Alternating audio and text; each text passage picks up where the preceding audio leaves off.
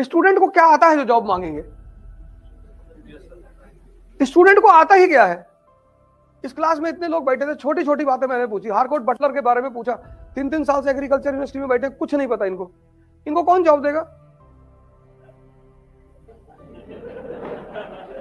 इनको कौन जॉब देगा बताओ? ये 3 साल से उस कैंपस में रह रहे हैं, इनको पता ही नहीं। इनको कर्पूरी ठाकुर के बारे में पता नहीं। इतना बड़ा बड़ा हॉस्टल के बाहर लिखा कर्पूरी ठाकुर छात्रावास, इन्होंने पता ही नहीं किया। ये गोल्ड फ्लेग छोटी लिए टहल रहेगी, अबे साले ये डिस्कस कर रहे हैं कि यार वो जो है कैटरीना कैफ की यार विक्की कौशलवा से शादी हो गई।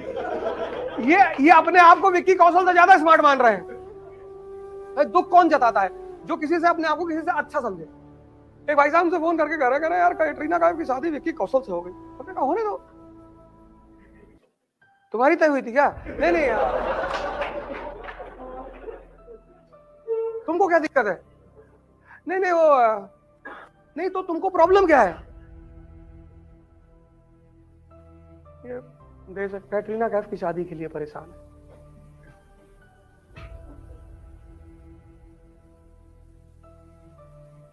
पचास बेसिक क्वेश्चन पूछ लो, इस क्लास में कोई जवाब ना दे पाएगा। 50 सवाल अगर कर दूं, 50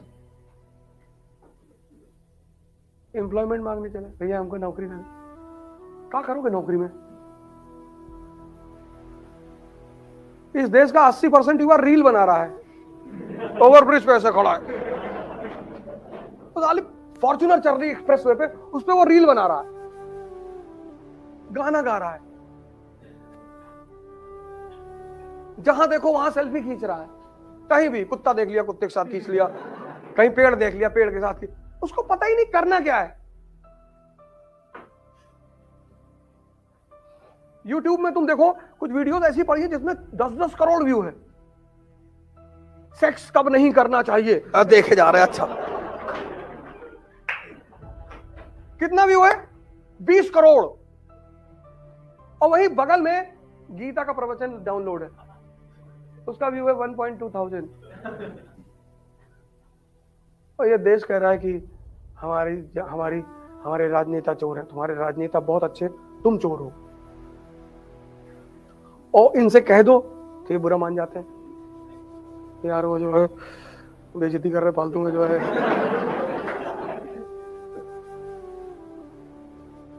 यूनिवर्सिटी गेट पे एक लड़का खड़ा हुआ था, कहीं नहीं बना रहा था।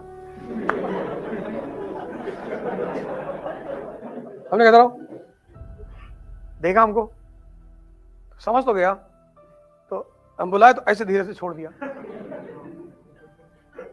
हमने कहा तंबाकू का जो खेती होती है पहली बार दुनिया में कहां हुई? नहीं, हम थोड़ी खा रहे थे सर। क्योंकि बेटा झूठ मत बोलना कि तुम्हारे हाथ पे चूने का दाग लगा हुआ है। और तुम्हारा तंबाकू खाना बुरा नहीं है, तुमको तंबाकू के बारे में कुछ नहीं पता। कितने जाहिल आदमी हो तुम। खाओ, कम से कम तंबाकू के बारे में तो जानो। रगड़ो यारो, 15 साल से रगड़ो, पता ही नहीं कहां बन रही तंबाकू।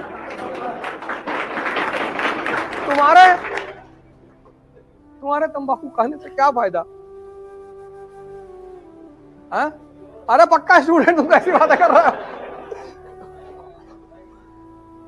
और ऐसा ऐसा बहाना देते कहते तंबाकू खाने से जो है कंसंट्रेशन बढ़ता है। तो रिक्शे वाले को कौन सी गीता याद है? तुम तर्क तो कम से कम अच्छा दो यार। तुम जो करना है करो, तुम्हारा तर्क तो बढ़िया होना चाहिए। तुम्हारे हिसाब से अगर खैनी खाने से कंसंट्रेशन बढ़ता है तो रिक्शा वाले को रामायण पूरी याद होनी चाहिए। नहीं नहीं, वो आप नहीं समझ रहे हैं। नहीं तो समझाओ हमको ना कि कैसे ये तर्क कैसे करोगे। हमसे तो लड़के बोलते हैं, मिलते हैं, आते हैं, सर हम डिप्रेस हो गए। क्यों सर? हमको डिप्रेशन हो गया। क्यों सर? मेरा 2 बार हम पढ़ते हैं, हमको कुछ याद नहीं रहता। अच्छा, क्या पढ़ते हो? अरे वही ज्योग्राफी पढ़ते हैं, याद ही नहीं रहता। मिर्जापुर देखे थे? हाँ।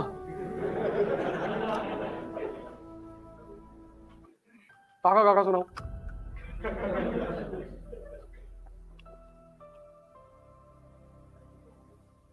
सोचो मिर्जापुर देख के भी लोग ये नहीं समझ पाए कि काका गागा याद करना भी जीवन में बहुत जरूरी है।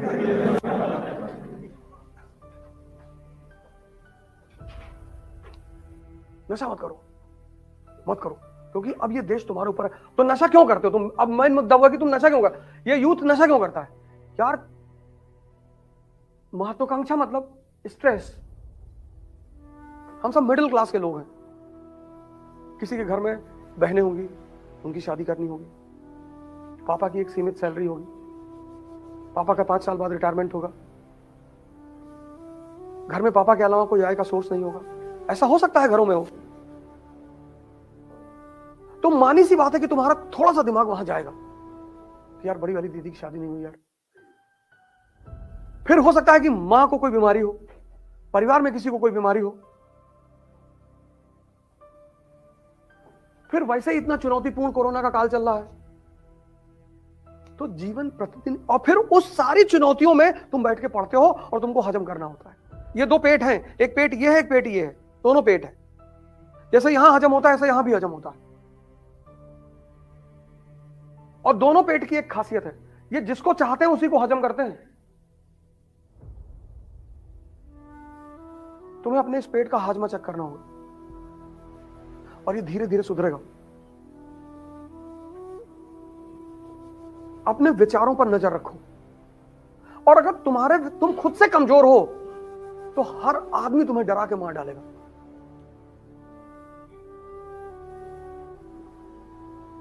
नशा क्यों नहीं करना है? अब एवरीडे स्ट्रेस, हर दिन स्ट्रेस, पढ़ना है, परिवार, नौकरी, पैसा, बच्चों की शादी, भाई फला, बहुत सारी चुनौतियां, एवरीडे स्ट्रेस। अब यार अगर तुम उस स्ट्रेस को रिलीज नहीं करोगे ना, तो तुम महीने भर पागल होगे। तो सबसे आसान तरीका है नशा।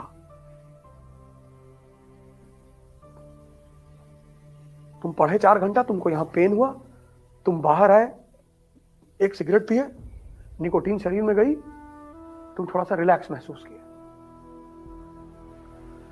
अब सिगरेट प्रॉब्लम नहीं है, प्रॉब्लम क्या है? स्ट्रेस। तुम सिगरेट को प्रॉब्लम देखते हो इसलिए छोड़ नहीं पाते हो। सिगरेट प्रॉब्लम नहीं है, शराब प्रॉब्लम नहीं है, प्रॉब्लम है स्ट्रेस। तुमने सिगरेट और शराब को अपने स्ट्रेस को रिलीज करने का माध्यम बना लिया है, तो वो तुम्हारे लिए दवा हो गई है। तो जब जब तुम स्ट्रेस में आओगे, तो या तो तुम सिगरेट ढूंढोगे, या तुम शराब ढूंढोगे, या तुम खैनी ढूंढोगे, कुछ ढूंढोगे। तो अगर उस स्ट्रेस को संवैधानिक रूप से बाहर निकाल दिया जाए, 3 प्राणायाम, भस्त्रिका, कपालभाति और अनुलोम विलोम, 2 मिनट से शुरू करो, बस सिर्फ 2 मिनट, इससे ज्यादा नहीं, 2 मिनट। पहले दिन देके घंटा कर लिए, किडनी पलट जाएगी।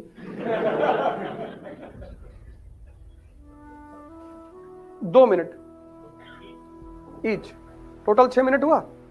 10 दिन जब बीत जाए, इस 2 को 4 कर दो, 4 मिनट।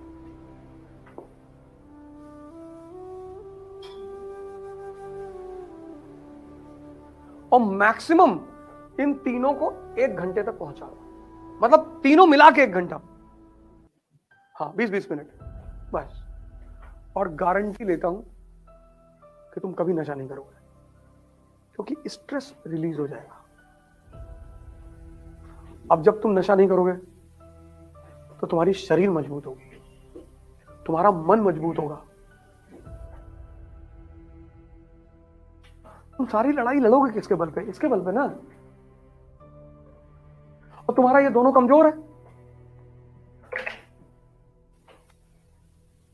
तुम अपने से हारते हो, अपने से, तुम बाहर से नहीं हारते। और तुम्हारा मन तुमको एक बहुत अच्छी बात कह देता है, कल। तुम देखो जितने भी जरूरी काम है उनको ये कल पे टाल देगा। कल, कल बढ़िया धूप निकलेगी तब पढ़ेंगे।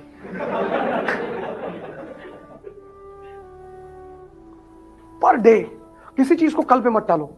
तुम सोच लो कि मेरी जिंदगी बस आज है, कल है ही नहीं। मुझे आज पढ़ना है, मुझे आज ध्यान करना है, मुझे आज, कल है ही नहीं।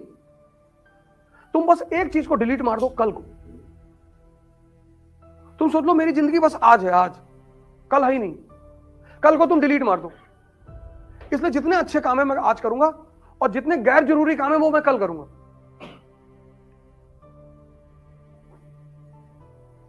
बड़ा प्यारा सूत्र है, बहुत प्यारा सूत्र है। ये तुम्हारी जिंदगी है भाई साहब। अगर टाइम कट गया ना तो 1 रुपया कोई जीवन में देगा नहीं।